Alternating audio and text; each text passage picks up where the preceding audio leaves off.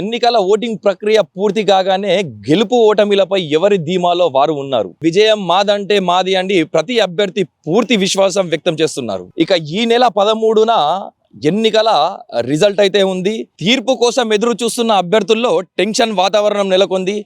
Counting కు సంబంధించిన ఏర్పాట్లను అధికారులు పూర్తి చేశారు ఇప్పటికే. అయితే అభ్యర్థుల గెలుపుపై జిల్లా వ్యాప్తంగా జోరుగా బెట్టింగులు అయితే కాస్తున్నారు. ప్రధాన రాజకీయ పార్టీలు అత్యంత మున్సిపల్ స్థానాలు కైవసం చేసుకుంటుందని చెప్పేసి కూడా విశ్వాసం వ్యక్తం చేస్తున్నారు. నిజామాబాద్ కార్పొరేషన్ ను ఏ పార్టీ కైవసం చేసుకుంటుందా అనే దానిపై సర్వత్రా ఉత్కంఠన నెలకొంది. మొత్తం 60 డివిజన్లలో గాను 30 స్థానాలు దాటిన పార్టీ మాత్రమే కార్పొరేషన్ కైవసం చేసుకుంటుంది.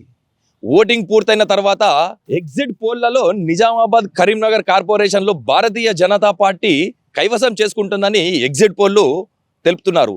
ఇక అధికారంలో ఉన్న కాంగ్రెస్ పార్టీ మట్టుకు కార్పొరేషన్ ని మేమే కైవసం చేసుకుంటామని చెప్పేసి కూడా వాళ్ళు కూడా వాళ్ళ తరపున నాయకులు కూడా వ్యక్తం చేస్తున్నారు. ఇక ఏ పార్టీకి స్పష్టమైన మెజారిటీ వచ్చినా చివరకు ఎంఐఎం మద్దతుతో నిజామాబాద్ కార్పొరేషన్ లో మేయర్ సీటు దక్కించుకునే అవకాశాలు ఉన్నట్లు కూడా రాజకీయ పరిశీలకులు భావిస్తున్నారు. గత ప్రభుత్వం బీఆర్ఎస్ పార్టీ కేవలం 13 స్థానాల్లో గెలుపొందిన ఎంఐఎం మద్దతుతో మేయర్ స్థానాన్ని కైవసం చేసుకున్న విషయము తెలిసిందే.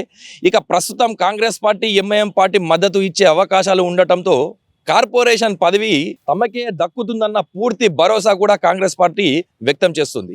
వేచి చూడాల్సిన పరిస్థితి ఉంది. శుక్రవారం రోజు రిజల్ట్ ఏ విధంగా వస్తుంది, అసలు నిజామాబాద్ ప్రజలు ఏ పార్టీకి మద్దతు ఇస్తున్నారో కూడా మనం వేచి చూడాల్సిన పరిస్థితి ఉంది.